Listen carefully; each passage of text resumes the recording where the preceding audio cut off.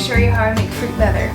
All you need is some fruit that you want to be dried, Pemona's pectin, which is really important because it comes with a packet of calcium, which you will also need. And then you'll need a pot to cook down some of your fruit, as well as a blender to puree the fruit. And then you will also need a sheet pan with some of these rubbery things. You could probably use something else if you want. I've just found that these work really well. I pour my liquid right onto this, put it into my oven, and within a few minutes it hardens to the point where it's a rubbery kind of fruit leather, which tastes delicious. And it's worthwhile making it at home because then you know exactly what is going into this snack. I know that I'm only putting in some fruit, lemon juice, and Pemona's pectin is very healthy for you as well. So it's kind of like making a healthy snack from fruit before it goes off. Why I really like making fruit leather is because you can use up all kinds of fruit that you have too much of and have a way to preserve it long term in this really, well, nice to have snack. I also like to eat it like candy, so it's worthwhile for us to be making a bunch of it.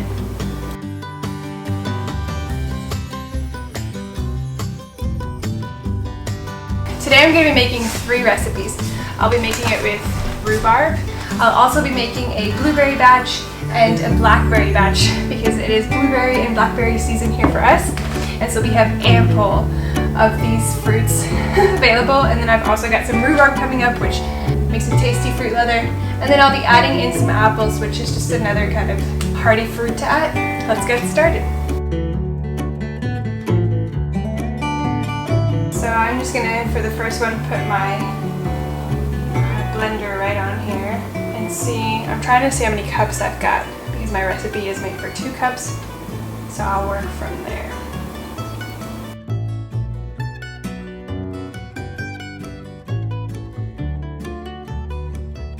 So this is made about 4 cups right here.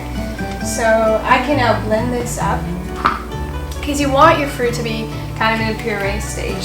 So I'm going to go ahead and blend this, and then I'm going to add it to the stovetop just to get to a slight simmer, maybe a low boil, and then I will add in the calcium so that it mixes really well with what's on the stove.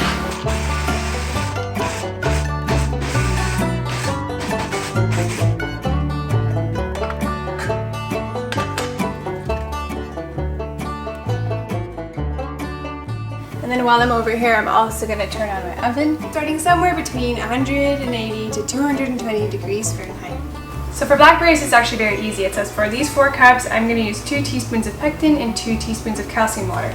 So I'm going to grab my teaspoon.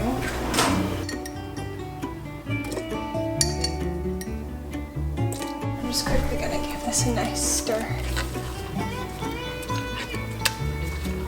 Now while I'm waiting for that to come to a simmer, I'm going to use my blender to mix together very well the pectin and the lemon juice for a couple of minutes.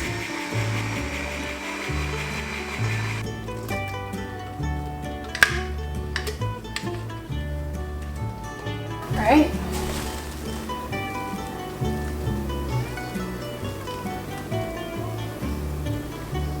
Now the trick is getting this kind of to a certain thickness.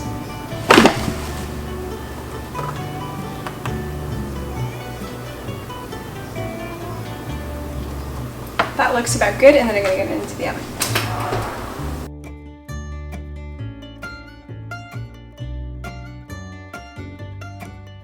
Now the thicker you make it, the longer it'll take, so don't go too thick.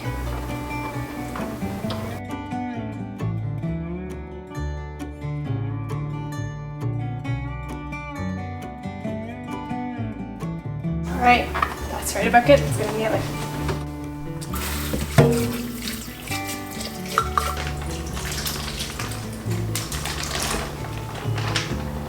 Alright, that's about 5 cups, so I'm going to get it into my blender and get it all blended up.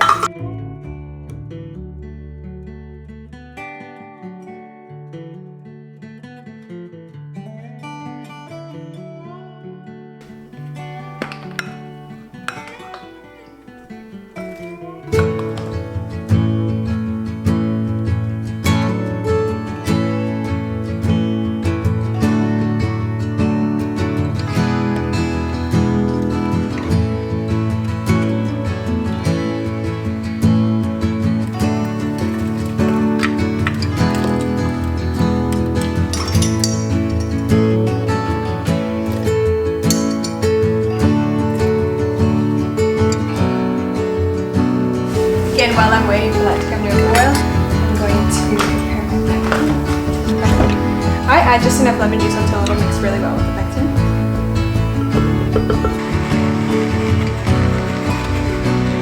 You could also, instead of using lemon juice, use any kind of juice that you have on hand. We don't really drink a lot of juice, so I don't have any. I'm just using lemon juice. But there is a bit of a sour taste when you use lemon juice, so it's up to you.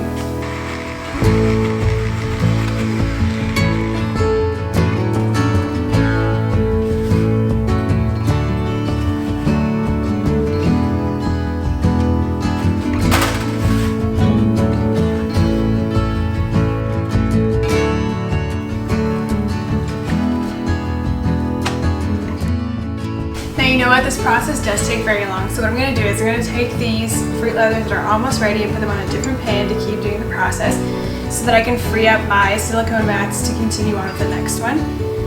It takes a long time, so I mean the idea is that you would start this early in the morning and you would kind of be able to leave it in the oven on a really low temperature, or if you have a dehydrator you could use that, which would just be a safer way to leave it to dry over time. I've only got my oven, so ideally you would do it over the weekend if you're in a similar situation, or overnight while you're sleeping.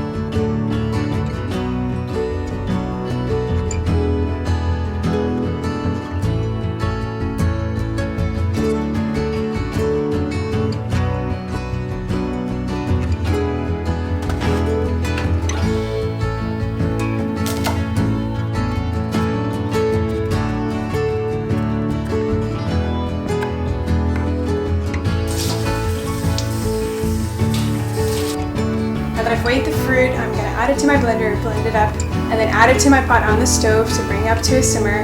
Add in the calcium necessary and mix in my blender the pectin and the lemon juice to be added to whatever's on the stove. Once that's all nicely combined, you can pour it out on the mats again and put it in the oven to dry out.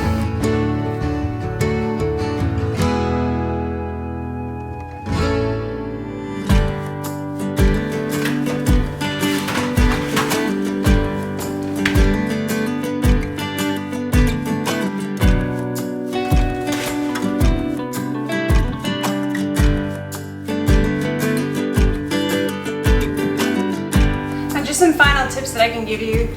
At the end, when you add the pectin mixture to your fruit mixture on the stove, you gotta move quick, because as soon as that pectin is mixed in with your fruit, it will start kind of that hardening, thickening process.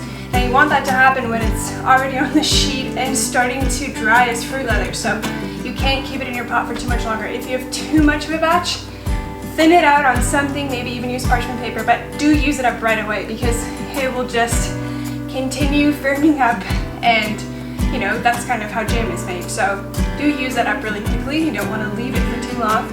And then also, the way I'm going to store this fruit leather to keep it for a while is cut it into strips or even squares, and then store it in a jar that is sealed, or in a plastic Ziploc bag that is sealed off. That will help it just to keep for a little while and keep that elasticity and not dry out.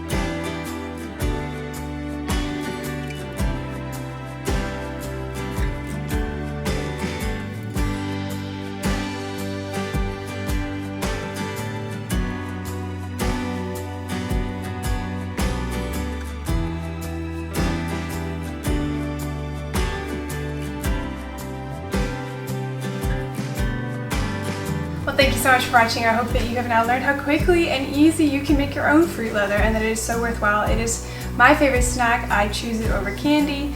Can't have too much sugar these days. So fruit leather is the way to go. And if you've got any extra fruit, this is a great way to use it all up and preserve it for months. Alright, well thank you for joining me. If you like content like this, please have a view around some of our former content. And if you would subscribe and stick around, we would love it if you can catch some of our upcoming videos. Alright, I'll see you. Bye.